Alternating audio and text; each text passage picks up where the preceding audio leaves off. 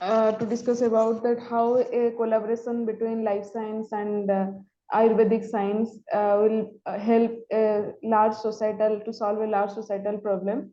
So along with me, we have uh, one who is from the Ayurvedic field. Like he is not a Ayurvedic doctor, but he is in Ayurvedic associated with Ayurvedic research organization. So he is Mr. Sujith. So I welcome you, Mr. Sujith, for this webinar. So he is currently working as assistant director and scientist at APP Research Foundation, along with its research division, and he is a founding member for the journals related to the Ayurvedic science, and he is member in the permanent member of Indian Association of Medical Journal Editors and International Committee of Ayurveda Journal Editors. And he, though he is a microbiologist, but he is a family background who all practices the Ayurvedic science. So let's have a discussion and interactive sessions, like how if you will pursue a career in life science, how it can be a branch towards the Ayurvedic science also. So Sujit, will you like elaborate about yourself and give an introduction? Yeah, thank you, Upasana ma'am. Uh, Basically, to keep things in place, probably I would please allow me to speak about what happened to me myself and how did I land up in research into Ayurveda.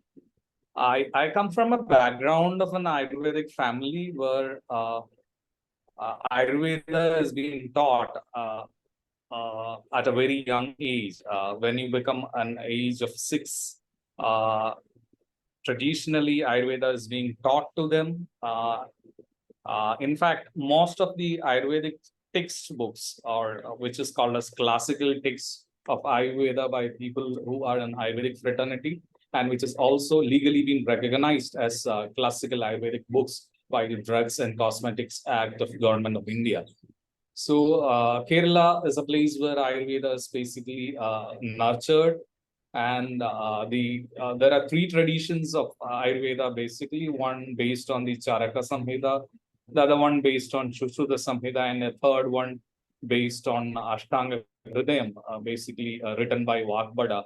So it is this Ashtanga Hridayam tradition which is actually well versed and well rooted in Kerala. In fact, these are all poetries. You may wonder why scientific books or texts are written as poetries. In fact, these were written at a time when printing was not that popular. And these texts used to be in manuscripts, like palm manuscripts and other thing. Just how we do printing now, it is not possible to make large number of textbooks using manuscripts. Writing a manuscript itself is a huge task.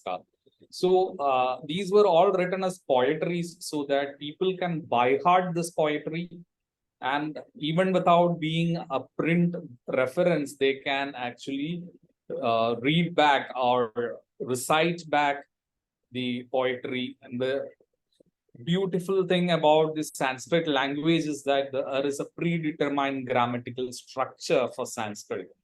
And even if you miss a word in between, you will be able to recognize that you have missed something in that, and you will be able to reconstruct that. And that was the beauty of this poetry, and that is the reason why it was written as poetries. So people learn the poetry first. In fact, without even knowing the meaning of that, we all by heart these poetries.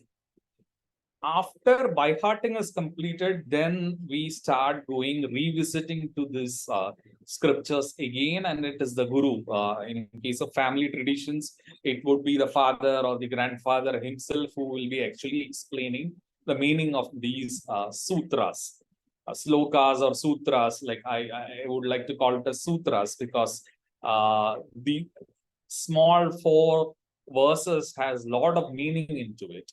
And that is when you become age of 12 or 15 is when you start learning the meaning of this text. So I was a bit unfortunate. I lost my grandfather who was teaching me when I was 8 years old. So that continuity of that education was not there, but this poetry was always there in my mind. And it was during my schooling, probably when I was in the 10th standard, I got to hear about an interview of Dr. V. Thangamani. Dr. V. Thangamani was the professor and head of biotechnology in Kerala University. And she was giving an interview in Doordarshan. It was if I remember, it was a program just after the old Turning Point. I don't know, the people of old generation, or at least my generation, who remember Turning Point in Doordarshan. So this I used to watch Turning Point, and the next program was this interview, and that is how I actually happened to see that. So in that, madam was actually referring to the importance of microorganisms in synthesis of many of the Ayurvedic medicines. In fact, we all consider Ayurveda as herbal medicine. And yes, it is herbal medicine, but beyond herbal medicine, there are many things happening in the processing of Ayurvedic medications. At least 60%, at least I'm telling, 60% of a prescription of a Vaidya contains fermented medicines. These are arishtams, asavas, and even solid state fermented pills are there. These Vaidyas probably prescribe not knowing that these are fermented pills. But that is actually the fact. And she, being a microbiologist, was speaking about that. And she was also worried that people learn Ayurveda best by just looking at the secondary metabolites of the plants and its properties. What ma'am was trying to convey in that meeting was the secondary metabolites contributed by the microorganisms which grow during the processing is also therapeutically very, very important. And second aspect which she was specifying in that interview was how the plant molecules are converted by the secondary metabolites of the microbes and converting it to therapeutically more available components.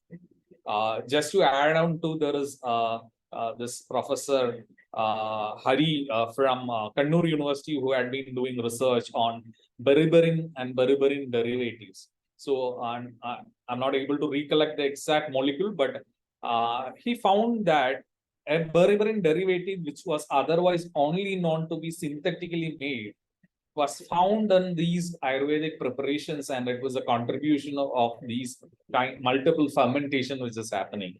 So these 2 points made me decide that, of course, my family and me had always decided Ayurveda is going to be my career. But instead of going for learning Ayurveda or BAMS, the decision that I should take microbiology was taken perhaps because of that television interview. What I felt is there are many people who have learned BAMS and Ayurvedic practice is going on for quite a generation, and I don't see any change in the way Ayurveda is approached or how Ayurveda is being practiced.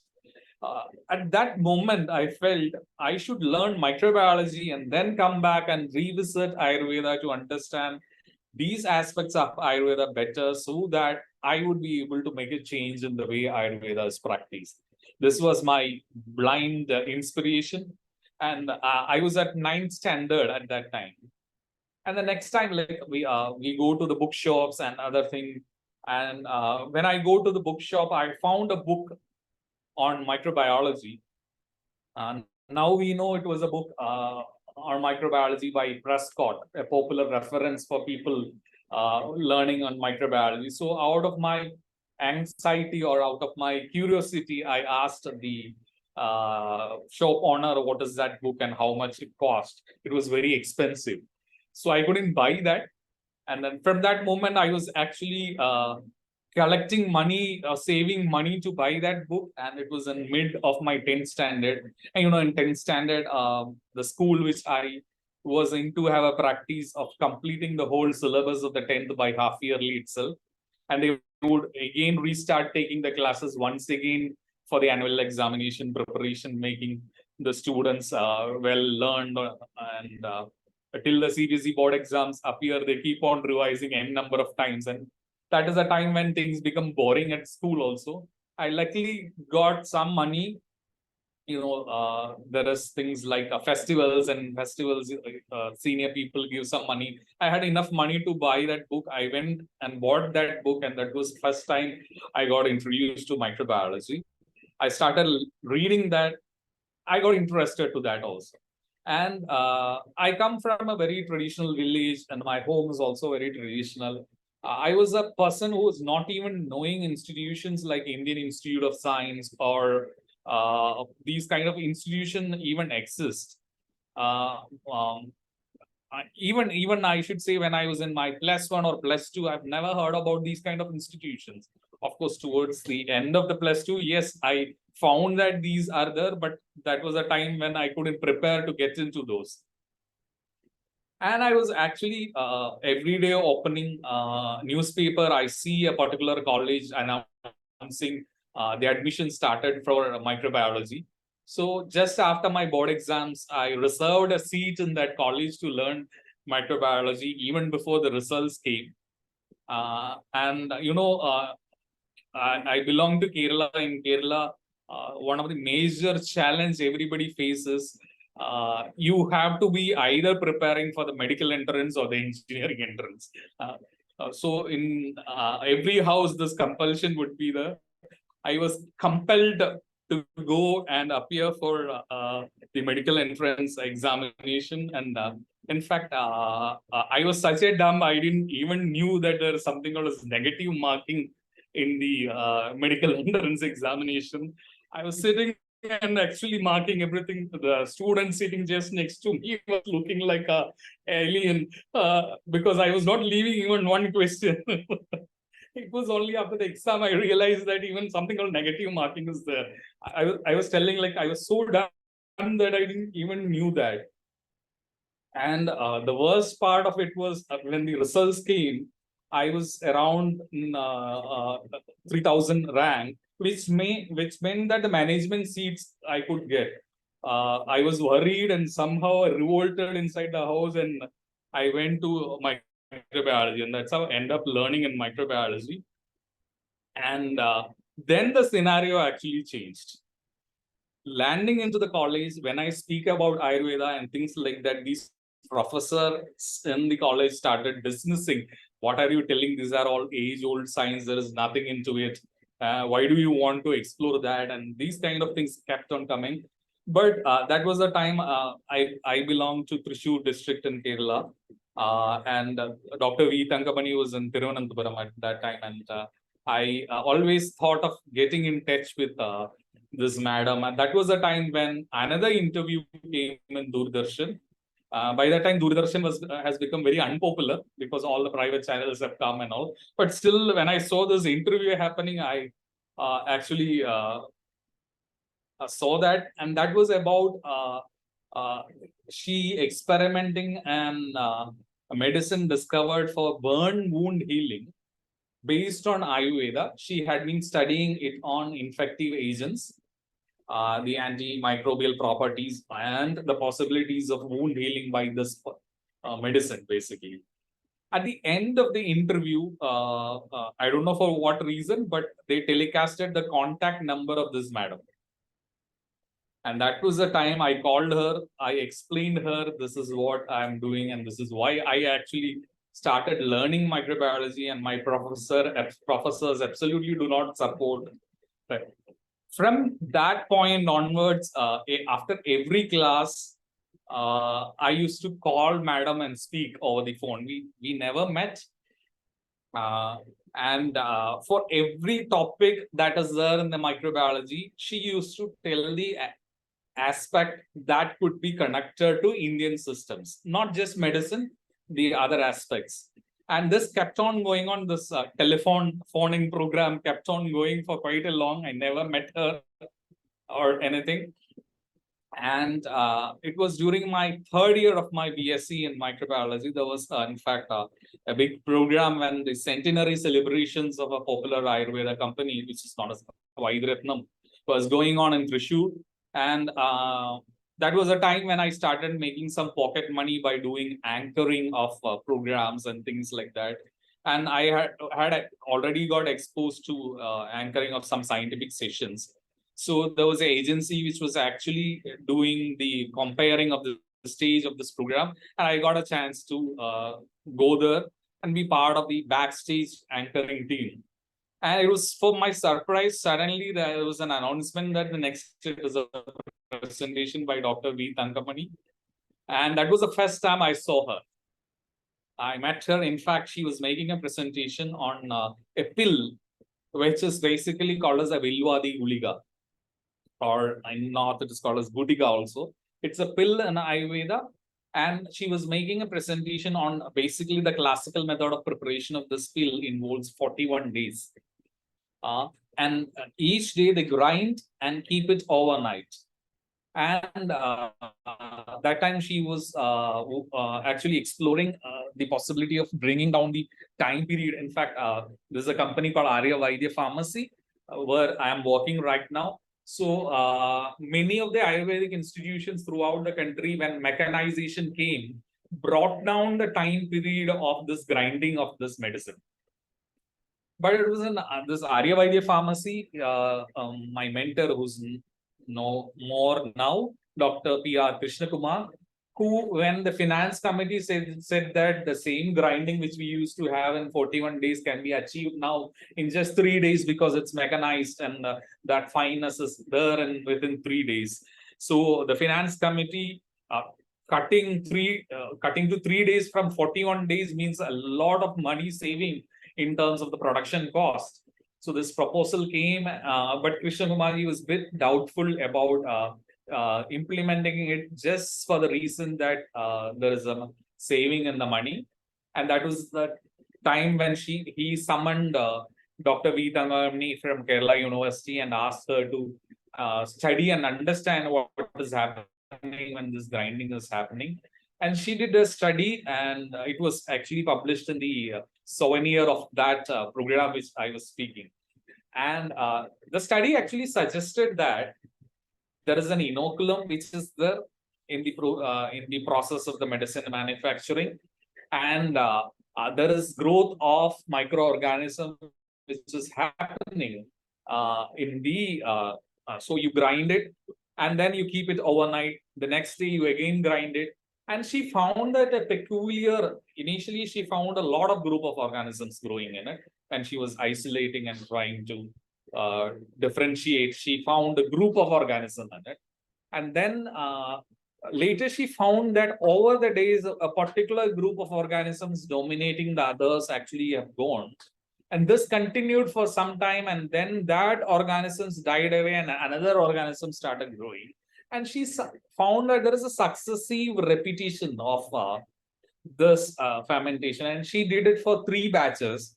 And she found that even if it is done in the open, it is not like how we do in microbiology lab, wherein we particularly inoculate an organism and begin some reaction or begin some process. It was not like that, but even being done in the open, there was a repeatability of this pattern. Of course, facilities and the availability of the resources in terms of money and other aspects didn't allow her to explore what these organisms were at each time, but she could find the repeatability of the pattern, and she found that at the end, no organisms were growing. Not just that, this pill was then acting like an antibiotic when kept into the Petri plates after completion of the pill. So this is where the theory, again, the contribution of the secondary metabolites of both plants and microbes becomes very important.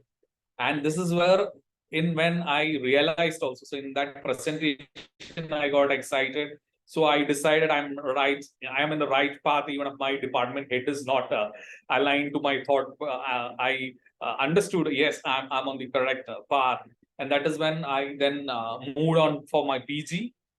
Of course, this I will not call it as a rivalry. This difference of opinion opinion with my department head resulted in loss of my 1 year because I failed in the practicals.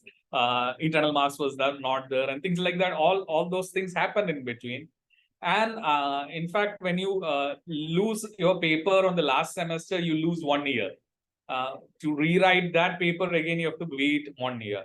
That was a time when a paper got published in JAMA, Journal of American Medical Academy or Association, wherein the paper said that Ayurvedic medicines are full of heavy metals and you are not supposed to use heavy metal and contaminated or heavy metal containing medicines. It's dangerous.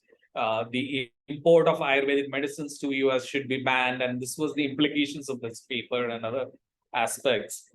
Then, being a microbiologist, and in the final year, I had to reappear on a paper on recombinant DNA technology, and I was also learning about the metal chelating effects of microorganisms and other stuffs. So just got inspired out of it. I thought, why don't I use microbes itself to remove the heavy metals from this medicines and then make it better and bring into the market. Of course, there is a lot of feasibility issues in that, but at least this was my thought process. And I started doing my own small project wherein I prepare small non-solution of herbal solution with certain percentage of herbal extract in it, and then mixing certain percentage of heavy metal into it and trying to grow organism in that, and then measuring the change in the heavy metal content in that, these kind of stuff. There was nobody to guide, but of course, yes, Tangamani ma'am over the phone was there.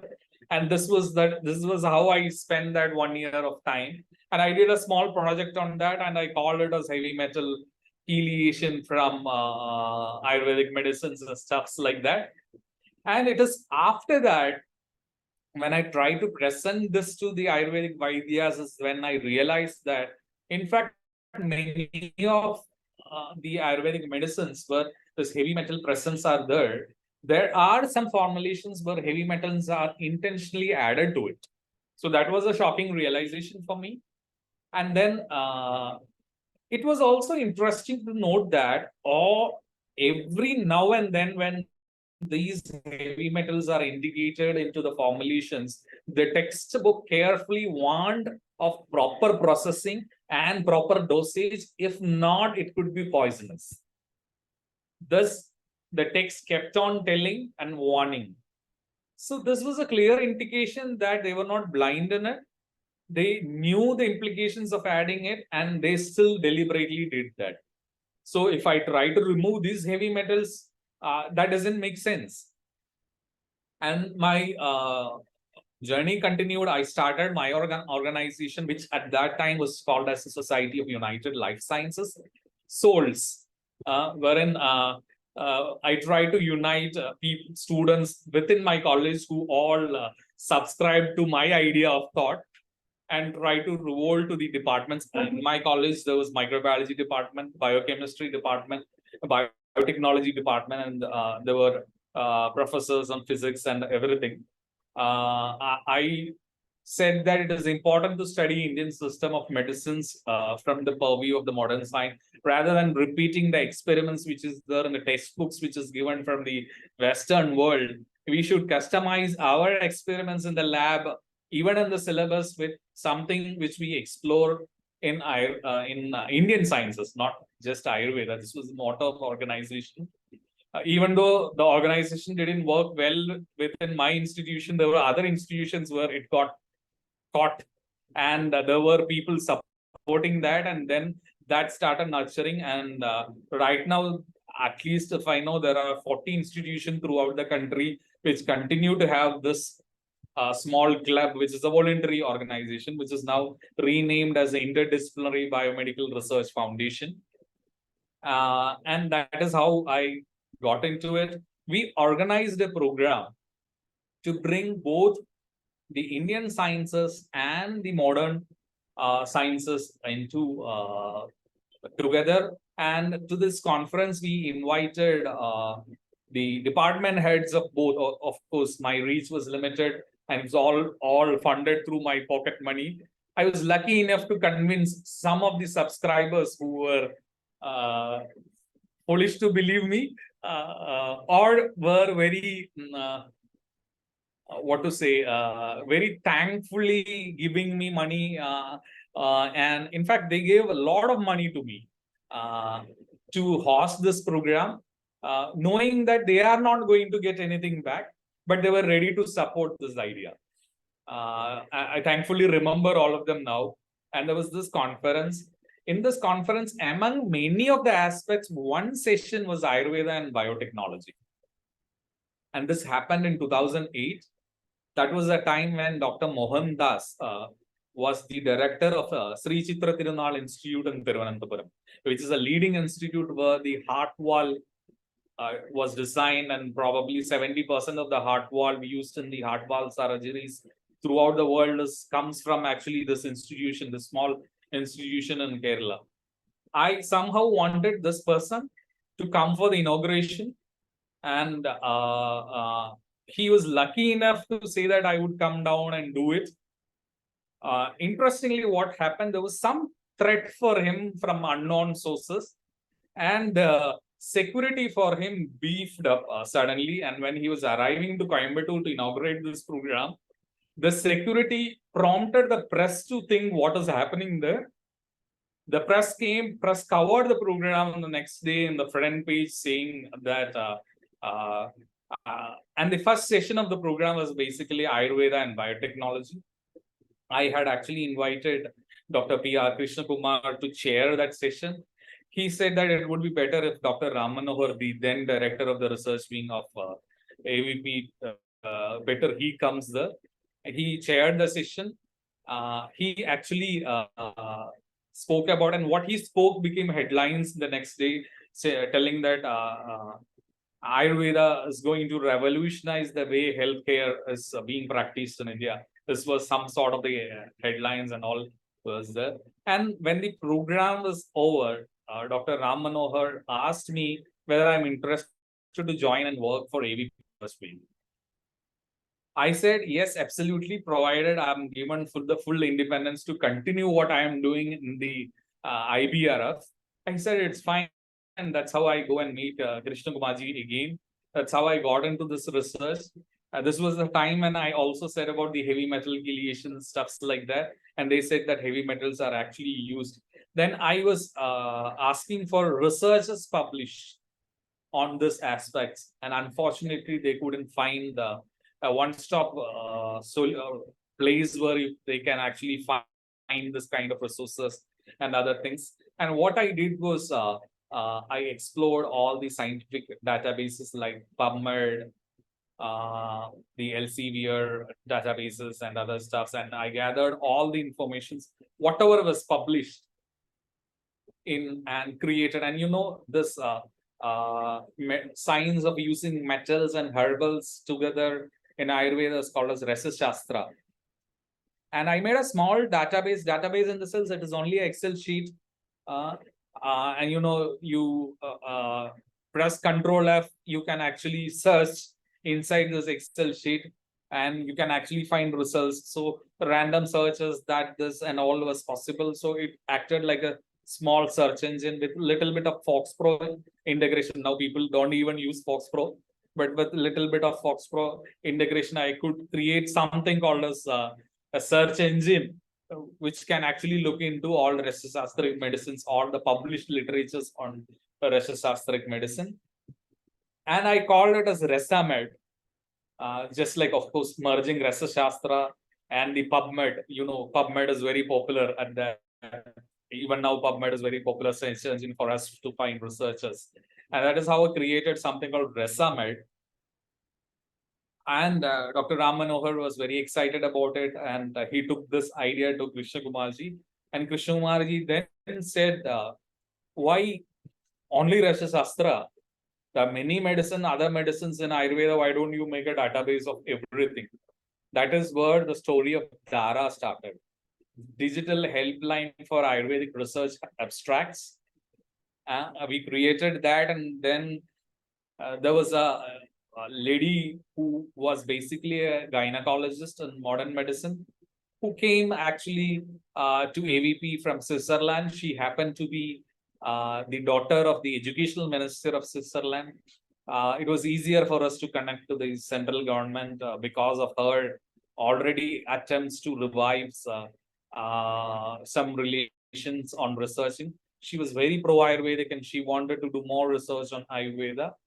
And when she knew about this attempt of making this database, she knocked on the doors of the Central Council for Research in Ayurvedic Sciences, CCRAs.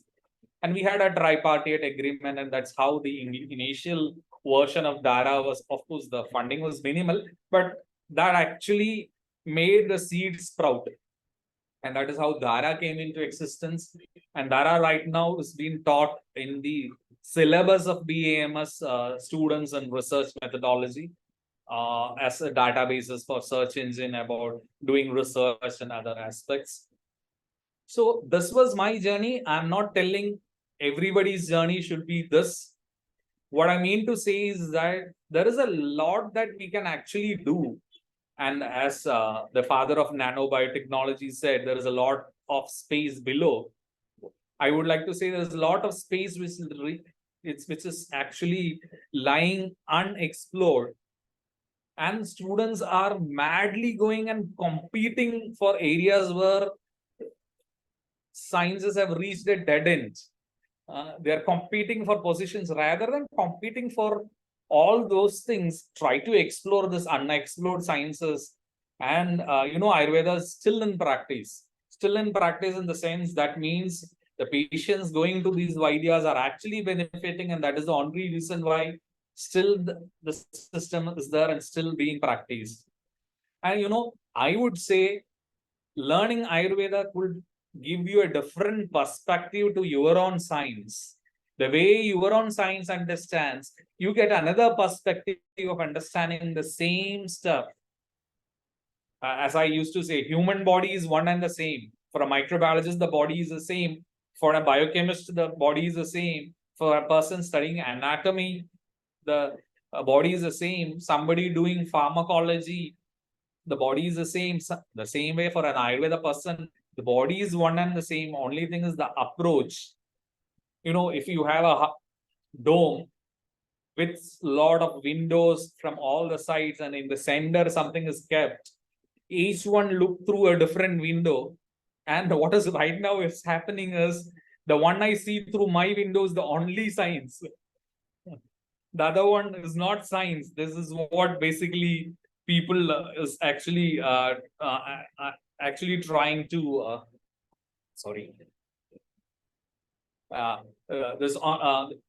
people don't try to look and learn the same stuff on what is the other perspective of that. I'll tell you one example. See, what kind of medicines do we use for when we have fever? Just like when we have infection, we use antibiotics. When we have fever, we go and use antipyretics, right? The same in Ayurveda, actually, there are many medicines which is actually prescribed for fever. They call it as jwara. And for an Ayurvedic Vaidya, fever is important. They want the jwara to be there. And they say that jwara is important for the body to fight this infection. You should not be immediately bringing down the temperature. You have to bring down the temperature only when the fever is uncontrolled and it is actually disturbing the functions of the body. It is only at that point you are supposed to actually try to bring down the temperature of the body. And these medicines which is prescribed by Ayurvedic Vaidyas and fever actually do not look for the antipyretic effect of that medicine. They have something called as Upasana effect. So they need to know what is this, or we need to know what is this Upasana to study how an Ayurvedic medicines work. Rather than taking this medicine and looking for antipyretic effect, it may or may not have an antipyretic effect, but you cannot conclude that since it is not having antipyretic, it is not useful in fever. This is the difference of the perspective of the science. And this is the difference in how they approach. I'll stop by telling one more example. Uh, uh, when you go to meet a physician in any hospital, first thing they would look is into your body weight, right? Every time you go to the clinic, the body weight is recorded, your temperature is recorded, your BP is recorded. Why do they take the body weight? Ideally, I repeat, ideally, they are supposed to decide the dose based on your body weight. And this is the reason why they actually take the body weight. So what happens? Higher the body weight, you get a higher dose.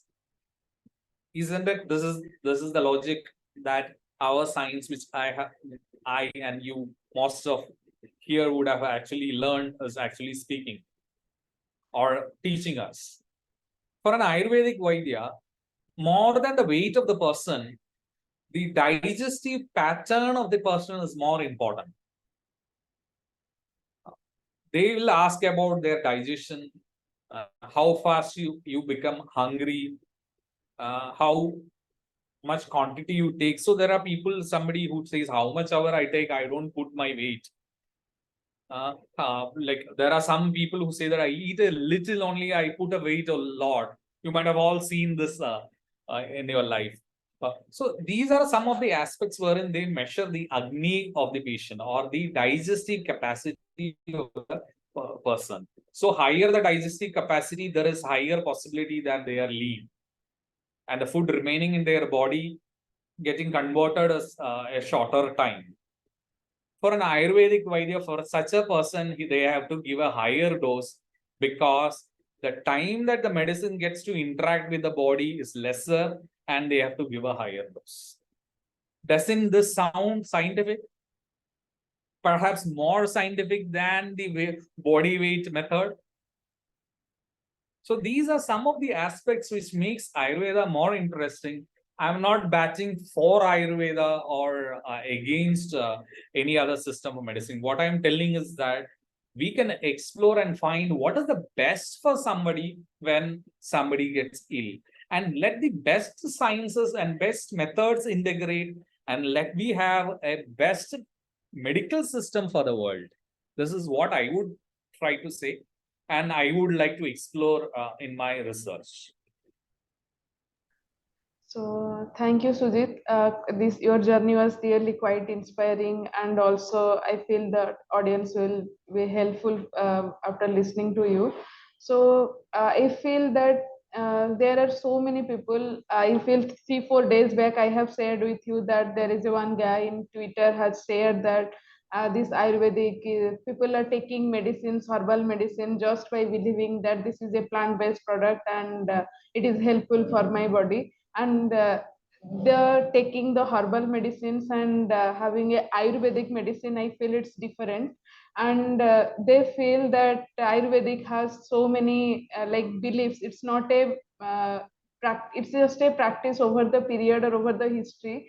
So what is your viewpoint in regarding that, like are you collaborating with any other places to do that, to make it a scientifically proven one, that how the Ayurvedic practices or Ayurvedic medicines has helped in improvement of any human being who has gone through different diseases, skin disease or arthritis disease? And another one thing is that now we are doing the cell culture assess, like if they're developing any cancer medicines, they're trying to see that effect of that medicines on the mammalian cells or any eukaryotic cells. So how can you feel there is a future in that, like the collaborations of the cell culture or any life science who works on the cell culture will help to make people believe that no, Ayurvedic has some scientific value and we can make it through these kind of tests? Yeah. Yes, there is a popular stuff which is going on in the social media telling that Ayurvedic medicines are causing liver damage and not to take Ayurvedic medicines. Yeah. Let me tell you one thing.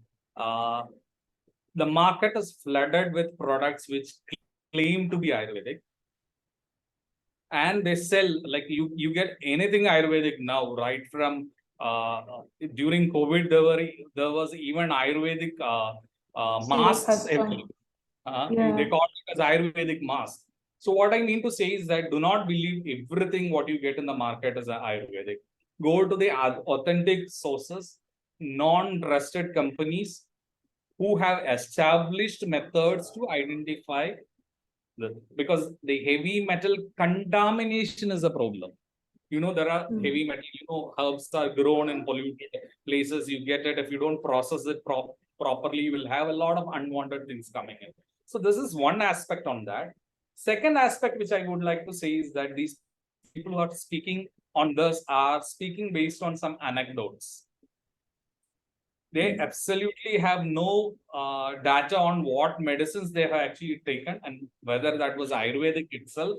Why I'm telling is that many of this so-called reported and published studies about this is single cases where their paper have not quoted what medicine it was at all. And it was only based on anecdotes. There absolutely no evidence to say that these medicines actually cause liver damage. Contrary to that, some of them are actually hepatoprotective. I'll take one example of this Schutamar cordifolia. There was a lot of noise when cordifolia was actually was recommended for COVID. What happened was it causes damage and people actually didn't knew that there are two types of cordifolia. I mean, two types of amurta. And Ayurveda seriously says not to use the other amurta, to use only this one. The studies was actually done on the other amurta. So many people who are commenting against Ayurveda know nothing about Ayurveda. And when you hear something, especially when something against Ayurveda, you should make sure that that source is somebody who know real Ayurveda. People who do not know Ayurveda comment on it.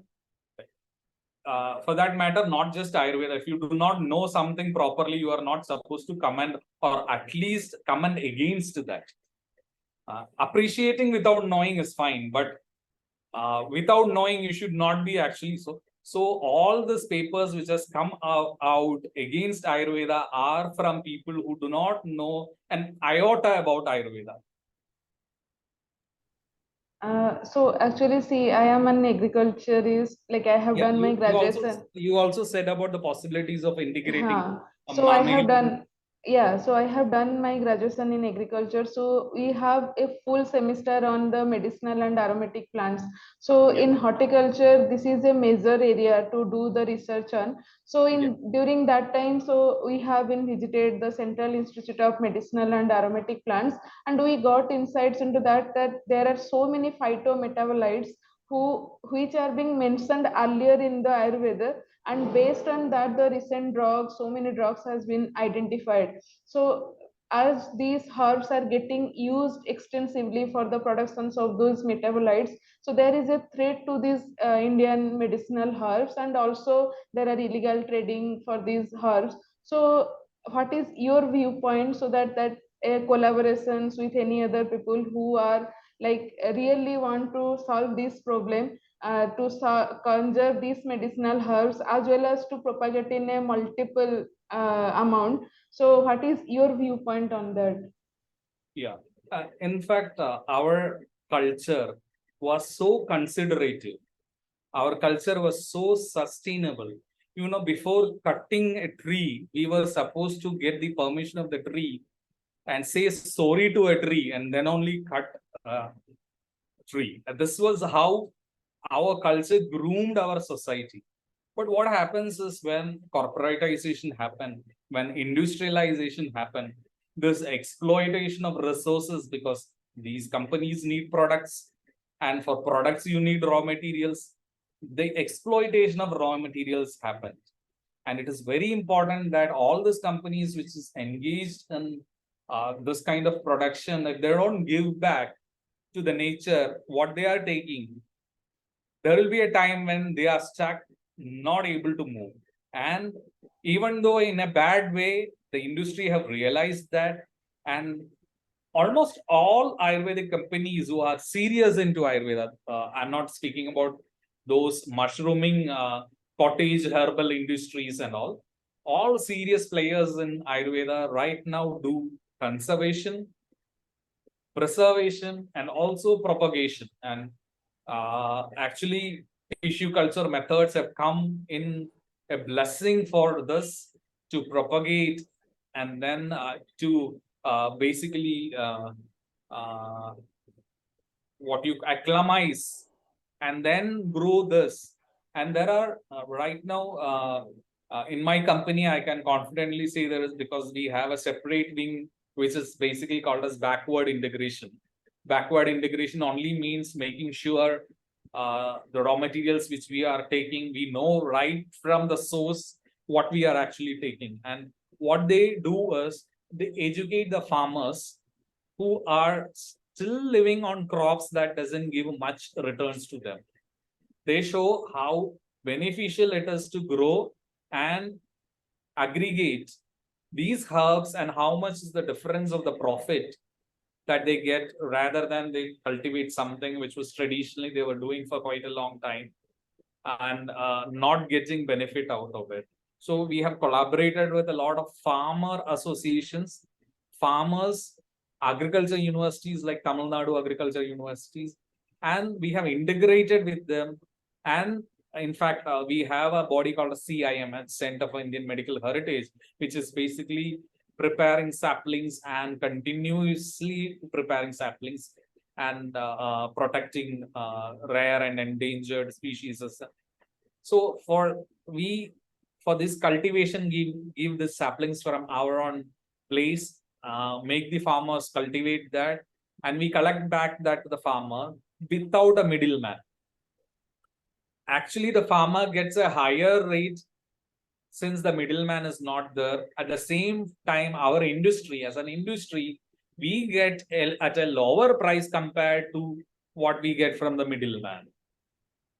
And we are able to bring down the production cost, and thus the end MRP of our product is also we are able to bring down because of this integration.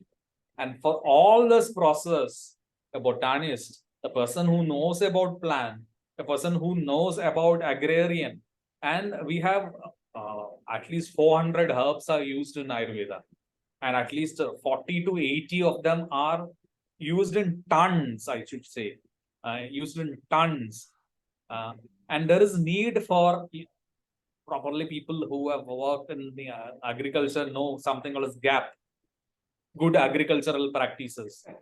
So all this 40 to 80 or even the 400 herbs, there are no standard protocols or there are no good agricultural practices defined for these. The scope is immense basically.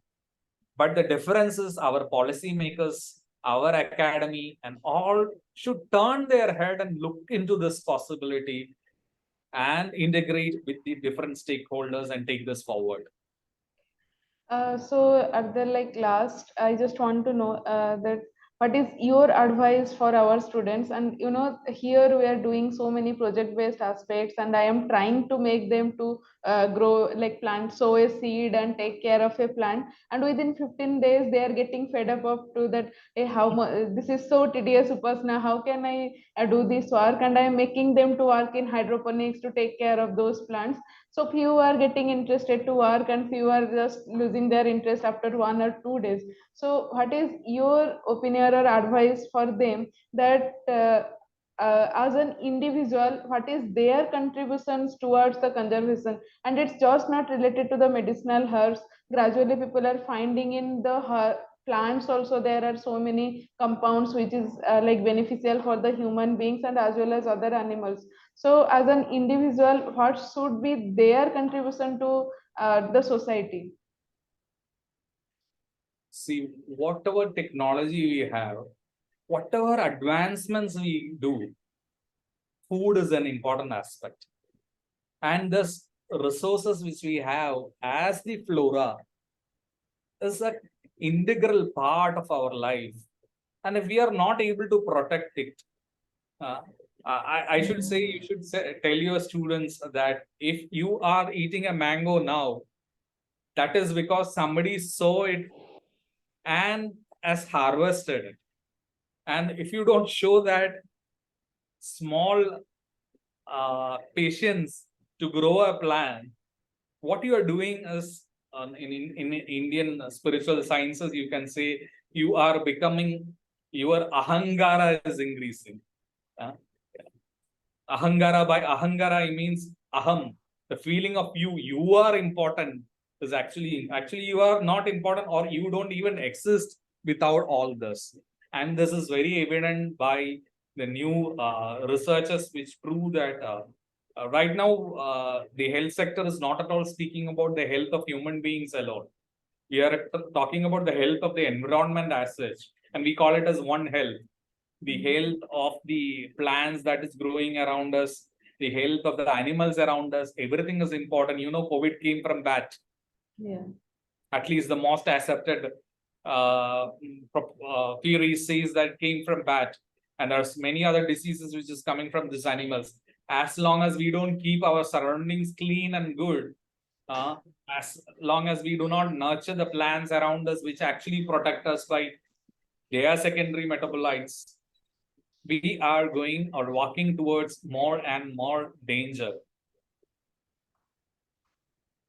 If you want the humanity to survive, it is important to actually protect the flora and also the fauna around us.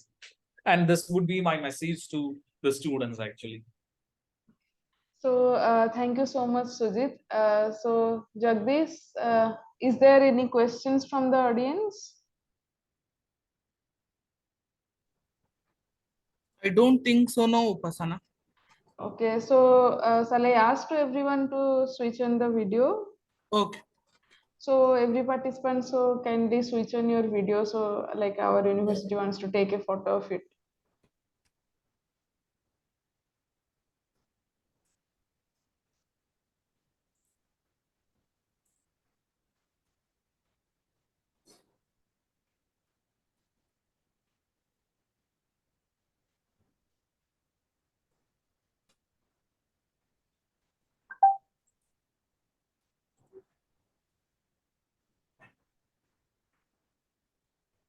Yes, Thank you. Upasana, I have taken. It's done. Okay.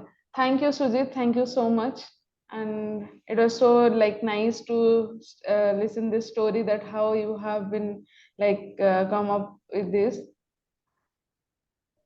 Thank you, Atria University, and everyone all in the Atria University who have come forward basically with this concept of integrating and trying to take it up. I found Indian universities are lacking behind. I keep presenting for the universities outside India. There are even courses run by engineering courses in basically in US, wherein they want to study other sciences a little bit of in their curriculum.